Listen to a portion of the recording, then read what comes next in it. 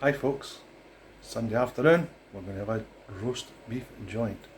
Hope you can join us. I'll show you how I'm going to make today's joint. We've got a pot, big large pot with a little bit of oil on the bottom just to seal off the meat. A lovely big Tesco roast joint and some red wine to help roast it off. We'll open up the packet and take it from there. See you soon. That's the beef into the pot. Now we need to salt and pepper it, just for a bit to taste.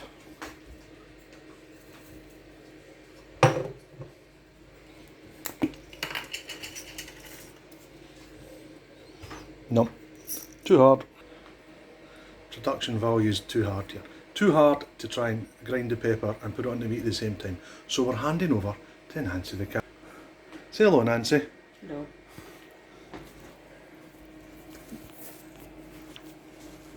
So, salt and pepper to taste. Then what we want to do is we've got to seal our meat.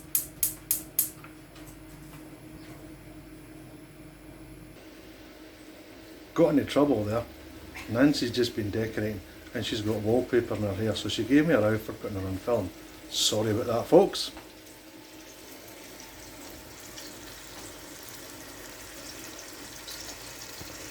So as you can see, camera woman, get a good shot of my meat.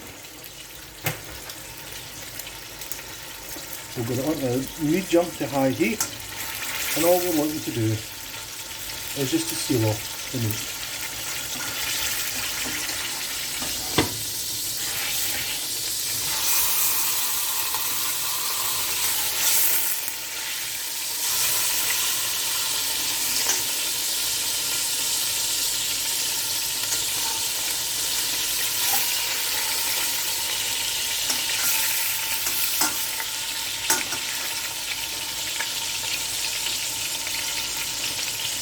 Not too much cooking, just seal it off. Now the meat's sealed up, what we want to do is to add some water. Just about 1/4 inch of water into the bottom of the pot. And what I like to add is a little bit of red wine, some Shiraz, just to give it a wee bit more flavour.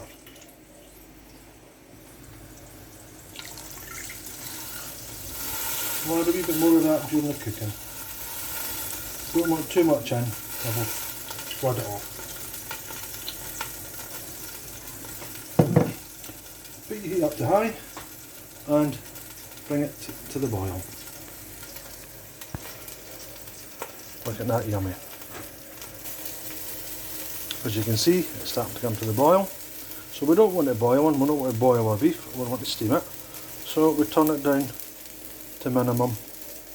And to be honest, what I think I'll do now, so I'll pop on the smaller gas and we'll put it over the smallest gas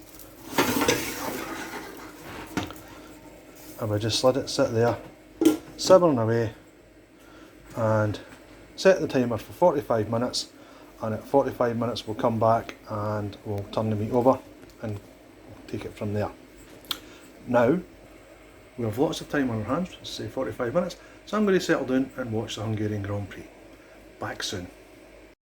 Well, that's the first 45 minutes done. The Grand Prix is going well, and let's have a look at what we're doing. Forgot to mention, we did turn the gas down to minimum. Let's have a look at this. Oh, if you could only smell that, that's wonderful. All I want to do now is just turn this over and cook the other side. Look at that, falling apart already. Sorry about some of that camera work there, it's hard to do two things at one time. Pop the lid back on. In fact, what I'm going to do is just give it a wee bit more wine. Just simmering away nicely. Pop the lid back on. Reset the timer for 45 minutes and we'll come back. Hi folks, we've got a couple of visitors here watching us making our dinner. It's the boys. And Joseph and Finlay. It smells like good dinner. I was making beeping noise. Beep, beep. But Gran just stopped it. Right, it's had another 45 minutes, so let's have a quick look at it.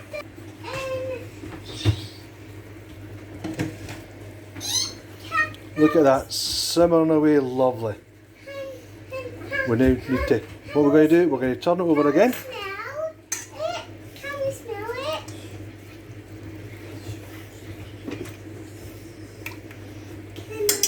And you see that's going to be turned into lovely, tasty gravy. Can I taste it?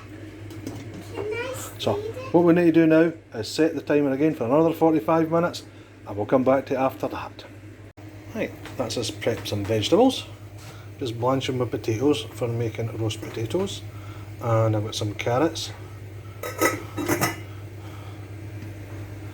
I've added a chopped shallot and a couple of mushrooms. And I'll do my meat this last 45 minutes and we'll just let them simmer away. Time for meatballs now. Sorry folks, I said meatballs, I actually meant stuffing balls. We're going to have some apricot, orange and cranberry stuffing balls with sausage meat. Yummy. I'll just pop them into the dish because it's going to be pretty much impossible to film the process of making them. All I want to do is combine the sausage meat and the stuffing mixture together. Lovely yucky hands, going to be tasty though. And there you go, our stuffing balls all shaped up. You can just see them. Lovely. We'll pop those in the oven a wee bit soon. Now, as you can see, I've preheated a baking tray with some oil on it. And we're just going to pop our potatoes for roasting on the tray. Then pop those bad boys into the oven, give them a wee squash, and then we're done soon. Right, let's give the potatoes 10 minutes. Going to turn them around now.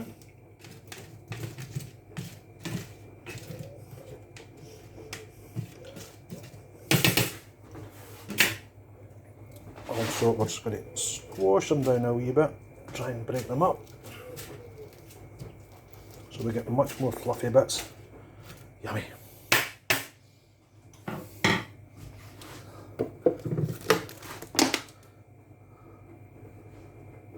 Pop a wee bit more oil on them.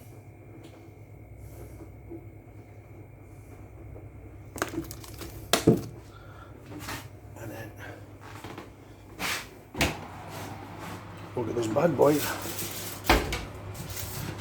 back in the oven to cook, and also we can get our stuffing balls in and start to cook them. We'll give those around about another 25 minutes to half an hour. We'll just keep an eye on them. Meantime, we've taken the meat out of the pan from pot roasting it, and we'll wrap it up in some tin foil and a tea cloth just to let it rest before dinner, so we can carve it. Okay, we'll come back to that. There we go, all wrapped up to keep it nice and warm, waiting on the rest of the dinner getting made. Once we remove the meat, we'll pop some Bisto into the pot. And look at that lovely gravy there, nice, beautiful. Our carrots are simmering away. Now we'll pop a couple of bits of broccoli in, just so they don't turn to mush. Have nice crunchy broccoli. And we'll be adding some Yorkshire puddings at the end, but I've pre-made them already, so we'll see those later. There we go. That's a roast beef carved. Lovely. That's for tomorrow. Time to plate up, I think now. Show you when it's all done. And there we are, folks. The final result. A lovely roast beef Sunday dinner. Sorry about the washing machine going in the background, but needs must. Hope you enjoyed all that. Hope you're salivating now. talk to you soon and hope you enjoy a nice Sunday. Bye now.